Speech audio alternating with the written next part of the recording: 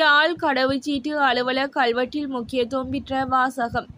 யாழ்ப்பாண மாவட்ட செயலகத்தில் இன்று ஜனாதிபதி அனுரகுமார திசாநாயக்கவால் திறந்து வைக்கப்பட்ட கடவுச்சீட்டு அலுவலகம் தொடர்பில் பேசு பொருளாகியுள்ளது.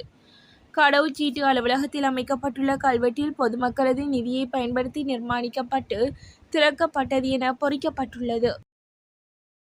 தனது காணியை முறைகேடாக வேறொருவருக்கு வழங்கிய கோட்டா. முன்னாள் ஜனாதிபதி கோட்டாபய ராஜபக்ச தனது காணியை முறைகேடாக வேறொருவருக்கு வழங்கியதாக ஜனசெத பெரமுன கட்சியின் தலைவர் பத்திரமுல்லே சீலரத்ன தேரர் தெரிவித்துள்ளார்.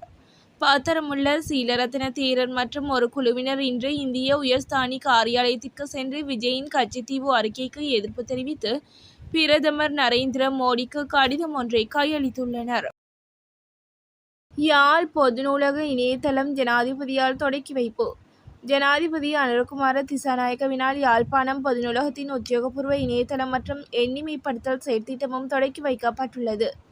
ஜனாதிபதி அனுரகுமார திசாநாயக்க வரவு செலவு திட்டத்தில் யாழ்ப்பாண பொது நூலக மேம்பாட்டுக்காக விசேடமாக 100 மில்லியன் ரூபாய் நிதி ஒதுக்கீடு செய்யப்பட்டது. அதனை வைபவ ரீதியாக ஆரம்பித்து வைக்கும் நிகழ்வு யாழ்ப்பாணம் பொது நூலகத்தில் திங்கட்கிழமை இன்று நடைபெற்றுள்ளது. இன்று முதல் அனைவரும் ஆசனப்பட்டி அணிவது கட்டாயம். அதிவேக நெடுஞ்சாலைகளில் பயணிக்கும் அனைத்து வாகனங்களிலும் இருக்கைகளில் உள்ள அனைவரும் இன்று முதல் ஆசனப்பட்டிகளை அணிவது கட்டாயமாக்கப்பட்டுள்ளது.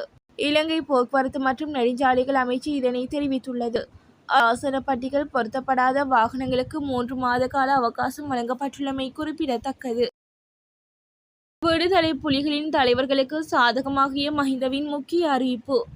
2009ஆம் ஆண்டு இறுதிக்கட்ட போரின் போது அப்போதைய ஜனாதிபதி மஹிந்த ராஜபக்ச அவசரகால போர் நிறுத்தத்தை அறிவித்து விடுதலை புலிகளின் தலைவர் வேலுப்பிள்ளை பிரபாகரனை தப்பி வைக்கும் செயற்பாட்டை மேற்கொண்டுள்ளதாக பீல்ட் மார்ஷல் சரத் பொன்சேகா தெரிவித்துள்ளார்.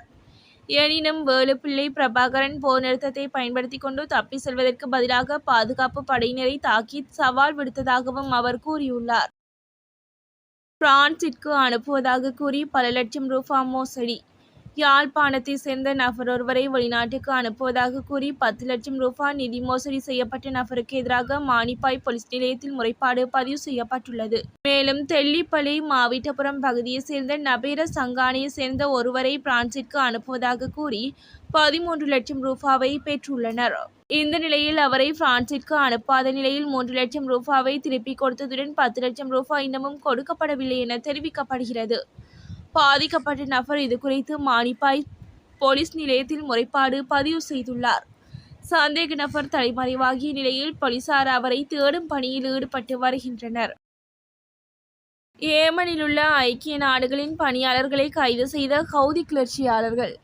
தமது கட்டுப்பாட்டிலுள்ள அரசாங்கத்தின் பிரதமரை இஸ்ரேல் கொலை செய்தமையை அடுத்து ஈரானின் ஆதரவு பெற்ற ஹவுதி கிளர்ச்சியாளர்கள் ஏமன் தலைநகர் சனாவில் அமைந்துள்ள 2 ஐக்கிய நாடுகள் சபை நிறுவனங்களின் அலுவலகங்களை தாக்கியுள்ளனர். உலக உணவு திட்டம் மற்றும் ஐக்கிய நாடுகள் சபையின் சிறுவர்கள் நிறுவனம் ஆகியவற்றின் அலுவலகங்களுக்குள் நேற்று காலை கிளர்ச்சியாளர்கள் பிரவேசித்து இந்த தாக்குதலை நடத்தியுள்ளனர்.